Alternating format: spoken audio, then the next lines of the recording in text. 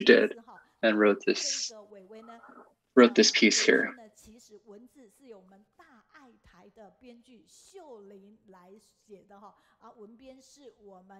Okay, so now we're going to move on to our second speaker.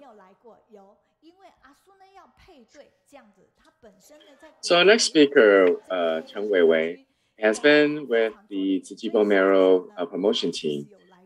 And because of this opportunity, she had the chance to see many patients who needed bone marrow transplant and be able to experience firsthand uh,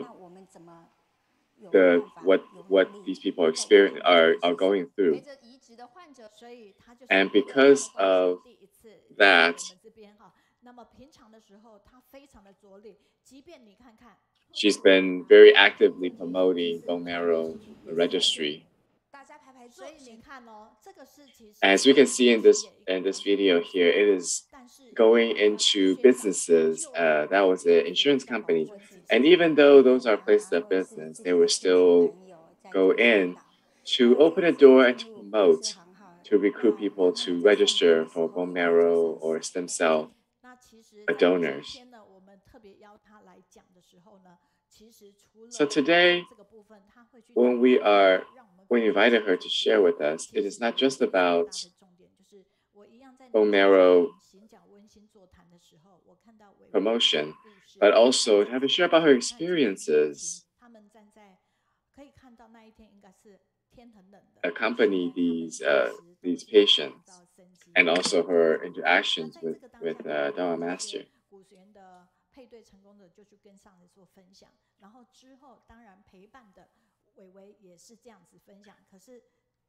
And when she was there, she was also sharing with Master about her stories.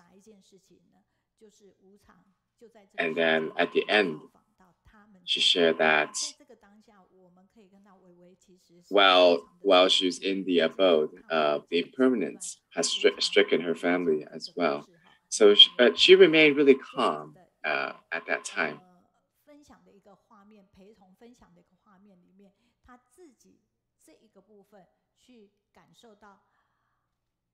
And it is because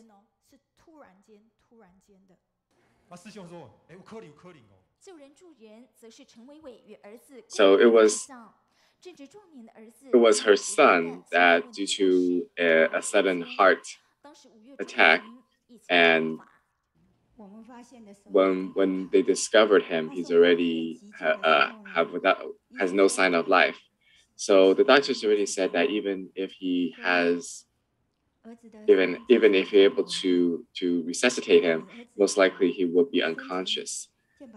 So right now, when his vital signs are very unstable, and given that he's been registered as an organ donor,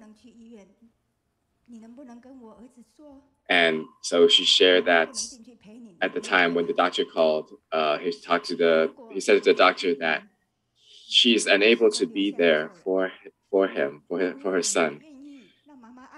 So if he's able to, then now that this is his opportunity to help other people, to save many different lives.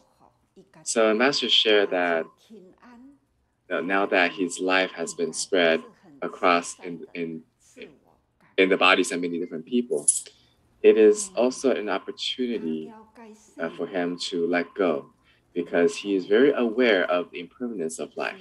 Even though he is very young and we all miss him, but he's truly a bodhisattva that came to our world. So now let us welcome in person Sister Weiwei, who will share with us today. Last time when she was here, she was in the company of many celebrities and bring them to share in the book study. But now it is her show, and it is her bravery who will share with us what impermanence can happen, and what you can do in the face of such impermanence, such a sudden loss.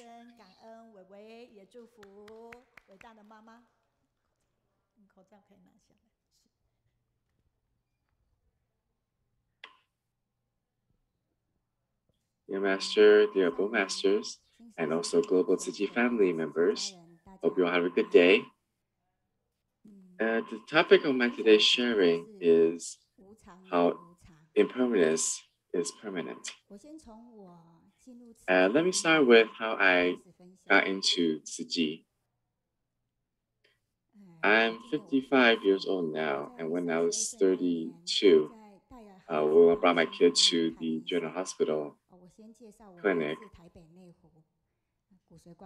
and I came into contact with a volunteer then. So when I was one day at a clinic waiting for a doctor, and I saw this magazine on the rack, and I was really moved because this is the Buddhist group that I have been seeking for. So after 2 years of training and courses, I was certified as a Tzu volunteer. Now, I had a history of rheumatic arthritis. So it's always been unexplainable pain and fatigue every now and then. So when I share with my husband that my body is this way, and just like my mother who's been living with us, both of us have been frequent visitors to doctors' offices. So when I share with my husband that now that I'm certified, maybe it is time for me to devote more of my time.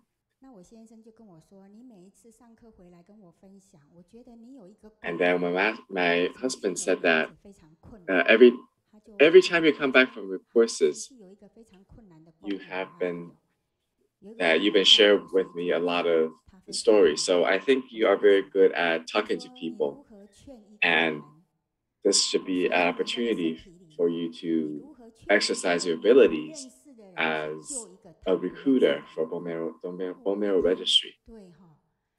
Now, I'm a person who likes challenges. So then it's when I decided this should be my field of expertise.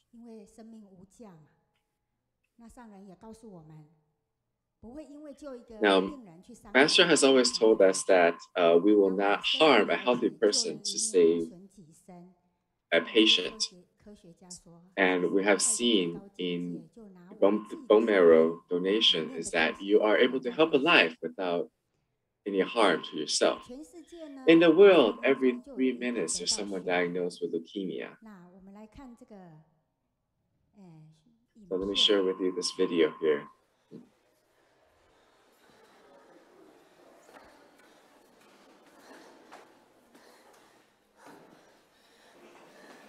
So your new match result is now available.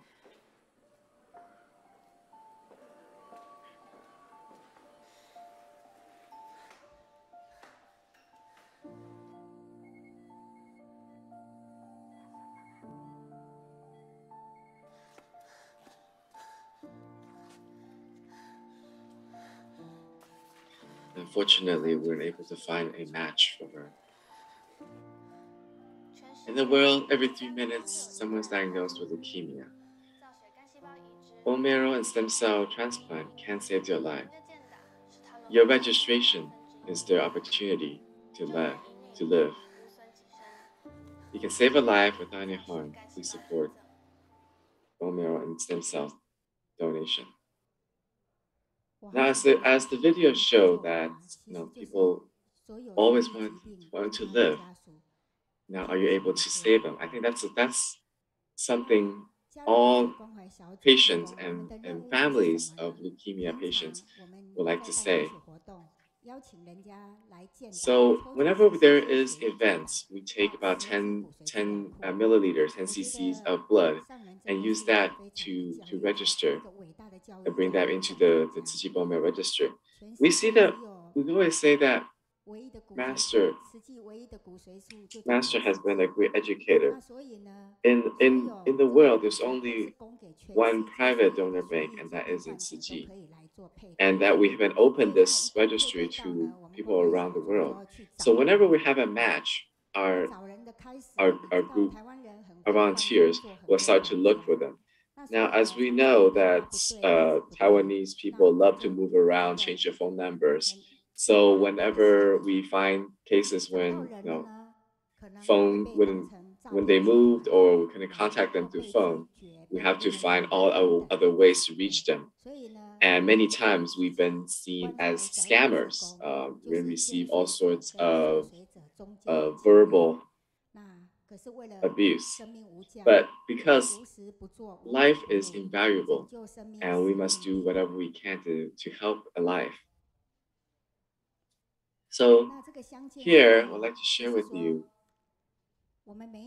our reunion, because every year we have this reunion between the donors and the recipients, because a lot of the recipients would love to see who's the person that saved their life, and the donors would love to hear and see the people that they saved. So now I'd like to share with you a video here. And now I'd like to share with you a recipient because it's a rare opportunity that after receiving the bone marrow, he had his first baby this year. So this is our recipient and his whole family. And I'm very happy that because of the Tzu volunteers, and I'm able to save a whole family and save my kid. And I'm most grateful for the donor. So have you ever thought what your donor would be like? Well, I think must be a very strong person, because my son has always been very skinny. No matter how much he eats, he's never got any muscle. And now that after receiving the bone marrow, I've been very fortunate to grow. So let's see who this donor is.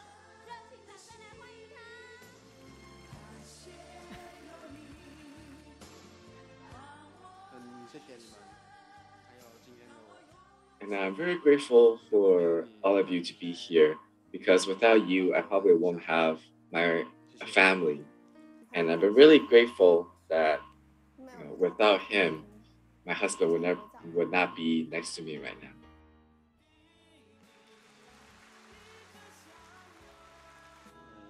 Now, for me as a donor, I think this is opportunity for me to help people. And I'm very grateful to know that you all are doing really well.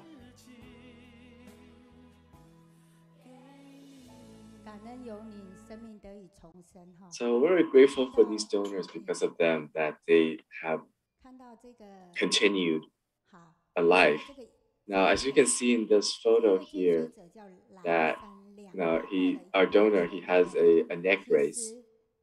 Now it's because he has a fruit orchard. He fell from the tree when he was trimming the trees. So he didn't break his neck because of donating bone marrow.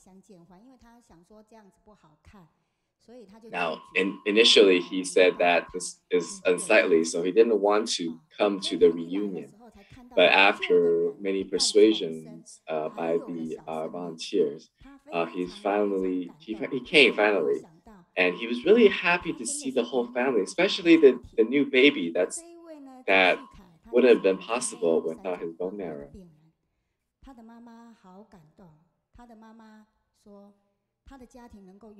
And the recipient's mother has been very grateful, because in order that his family is able to be fulfilled, and that his family is that he has a grandson.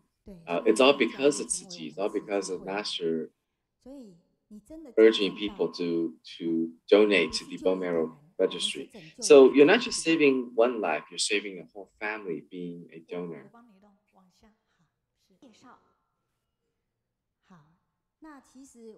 Now, when I first started, I was just a volunteer at the promotion team.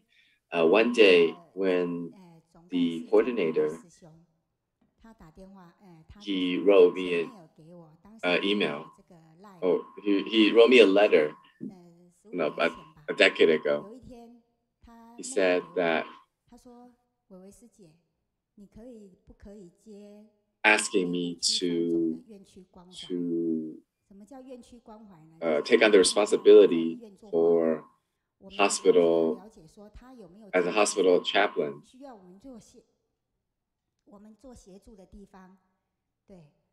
And this is opportunity for us to get in touch with the patients who have leukemia and see what their families may need. Now, I declined because I have my rheumatic arthritis. I wouldn't be able to take on the responsibility. Now, he replied to me saying that, well, not only you have major illnesses, would you like to see mine? And as that triggered my inner competitiveness, and I really wanted to show him what I'm able to do. So through the 15 years that I've been in this chaplaincy program, I have learned a lot and seen a lot. So next person I'd like to share with you is this little patient. When I first met him, he was only 3 years old, and he uses stem cells from his own body as a self transplant.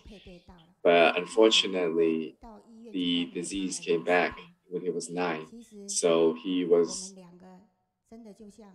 looking at the Tzu Chi bone marrow registry for a match. And from him, I've seen how someone who has this major illness was able to live so freely. And so he has been my model, my teacher. So he taught me that even though one may be sick, that is not all that you are.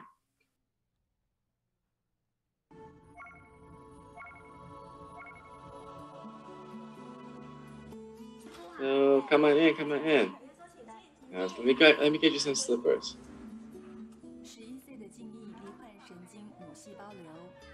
Now, this patient has already received 2 bone marrow transplants, but now that at 11 years old, he was still unable to get rid of the disease.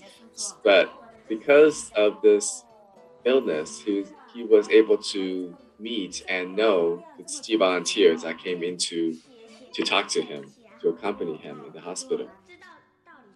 So I've been able to learn a lot and read a lot of Jingsi aphorism. Now, the Jingsi aphorism has been ways to teach us how to behave and how to interact with other people.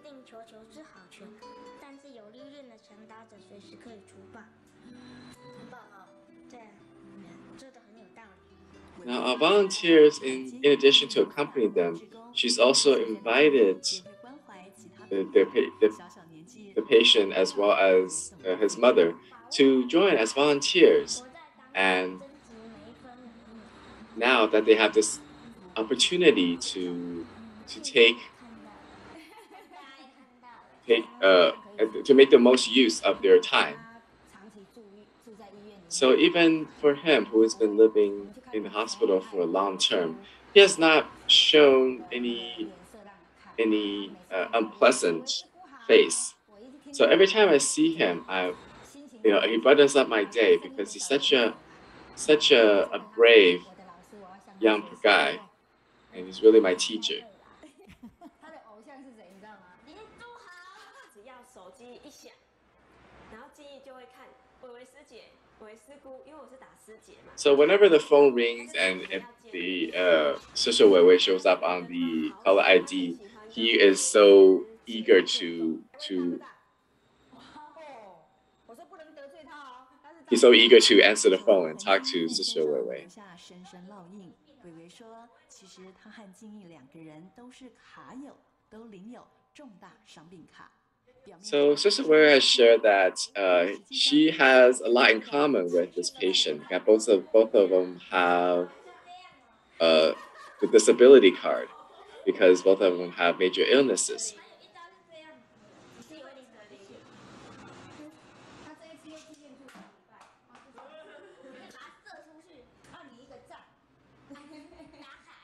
So when I was with them, when helping other people, you grow and you also grow very happily. And that's the greatest reward. So he has been my ageless friend because when you're in this chaplaincy program, we're going to meet people who you connect with.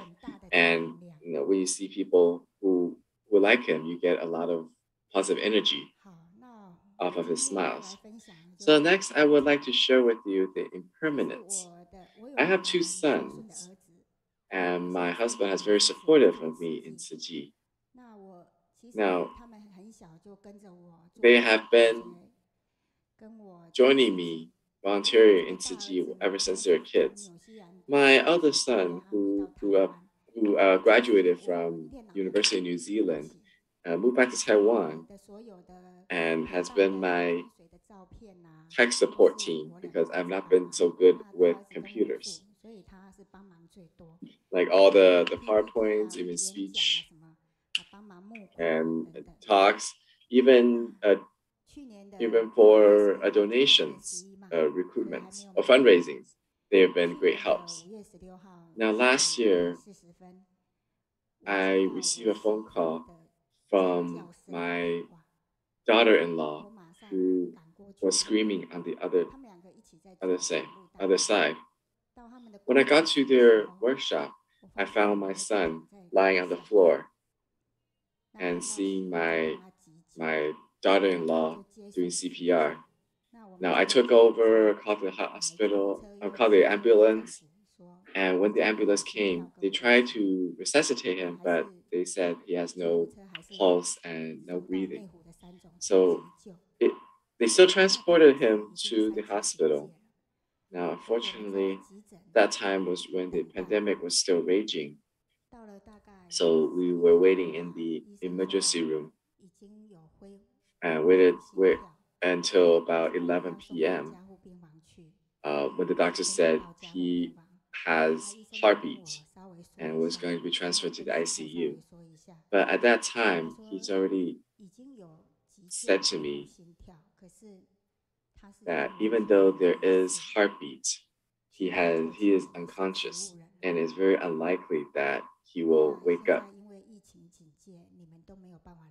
Now, because of the pandemic, you can't stay in the hospital, so you can only go home and wait. And if there's any emergency, we'll call you. So keep your phone on. When we got home, you're not able to sleep because you're in constant worry. Now, at 2 a.m., the hospital called and said that his vital signs are fading. We have tried all we can, but it is very, very unlikely, and it does not look good for him. And you must be prepared. And the doctor also reminded me that my son has signed to be an organ donor. And when I heard that, I was in shock. But I asked the doctor that is he able to donate his organs? And I asked him, can I go to the hospital? Well, the doctor said that no, not at this moment. And that has been my greatest struggle, because at his last moment, I wouldn't be able to be by his side. And it's been very painful for me. So I told the doctor, please tell my son, what I want to say to him. Let him know that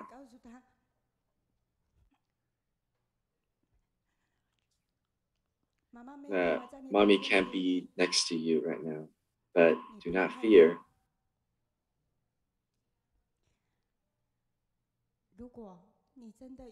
And if you really wanted to help people, then leave your organs. If you have the willingness to see mommy again, then wake up and come back home. Mommy loves you and really wish that you have the strength to make the decision. And at 5 a.m., the hospital called again, saying that his vitals are stable now, but asked if I'm aware of the rules for organ donation, and has transferred me to the organ donation team, just to learn more about that.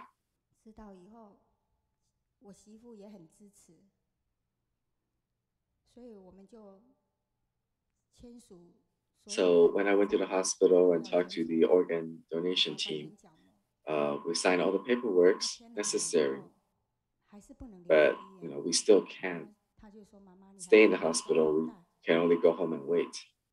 So I went home. The next day, about 2 a.m., I got another phone call again, and he said that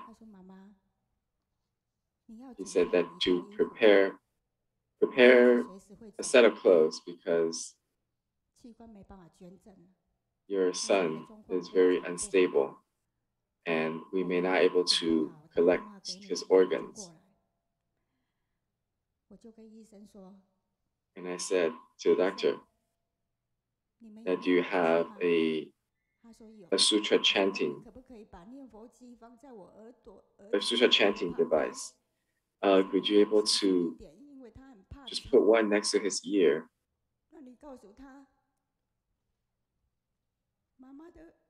and let him know that I already signed all the paperwork, that can he hold on and leave his organ to help people in need? And I would be really proud of him.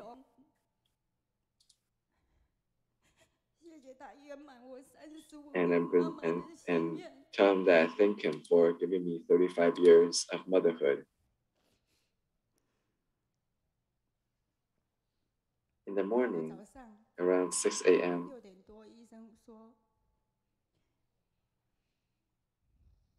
the doctor said that your son has been very strong. He's holding on. Now, we need you to come soon, because we needed 2 brain dead diagnoses. So around 11 a.m., we sent him into the operating room.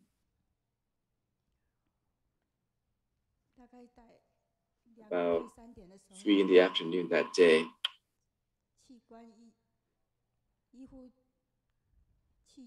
and the organ donor team brought him out.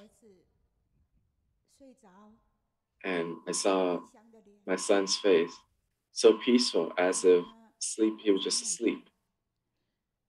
And I said to him that I am so proud of you, and I'm able to fulfill your dream.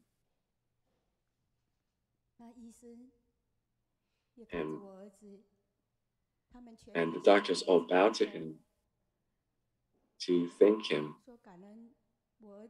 for the great love that he's able to fulfill 3 families. So that day he donated a liver and 3 kidneys. It was because, and it's because of the pandemic that his organ cannot be transferred to other hospitals. So he's only able to help people who are in this hospital. And he isn't able to donate his corneas either. But nonetheless, to be able to help my son fulfill his dream was the greatest comfort. Now, I know Master has said that life, you only have the right to use your life and not own it. So through this decade of the hospital chaplaincy, this has been a very true experience for me. Even though majority of the patients I come in contact with, they unable to survive, because even if you have matched a bone marrow, you only have about 50% chance of survival. But I'm very grateful to have all these trainings and experiences that when I'm meeting this impermanence of my own, I can still face it calmly and to help him fulfill his dying wish.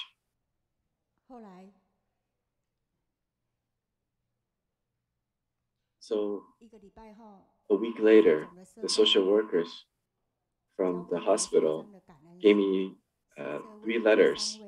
Those were from the 3 organ recipients. And I wrote back to them and individually and said that even though I don't know you, but we have this affinity, we have this karma that you are now my family. And I received a letter from one of them saying that he's now back to work and he's very grateful to receive the liver. And now that he's able to live his new life and share that now there's one more person in the world who misses him. So organ donation and bone marrow donations are very similar, because it is to me a manifestation of this wondrous existence. How from one may be useless, what may be useless to one is now able to fulfill and continue the life of another. So if I have an opportunity to tell my son that if you if you can see it, mommy will continue to be a volunteer along with your wife, and we will continue to follow on this path, and you should not worry.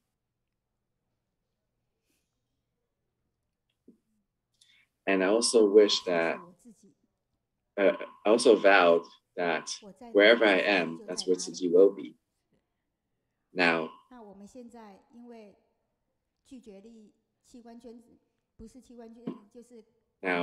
because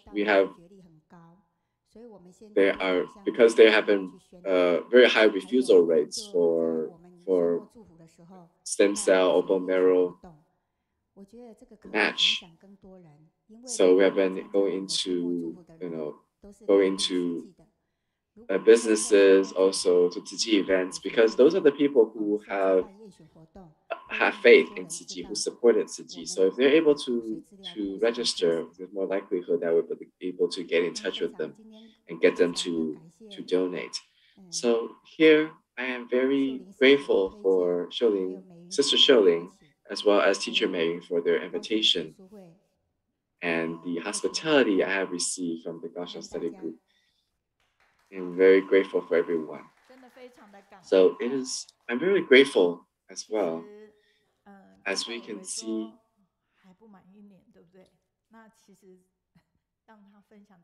that this is kind of a heavy topic,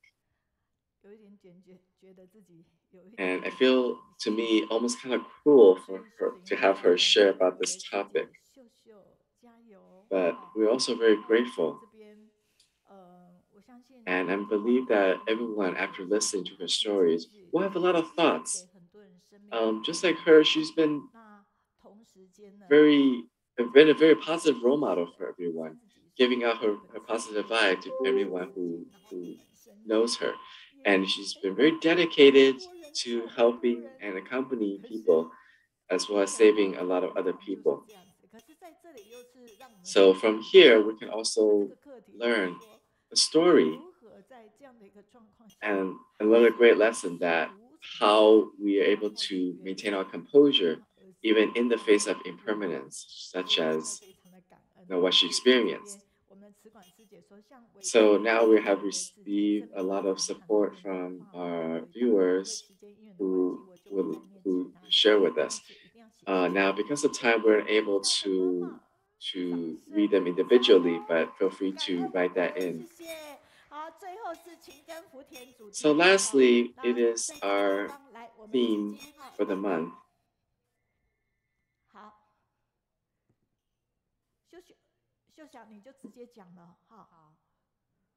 So, Global Tzu Chi family, I am Ling Qiuxia.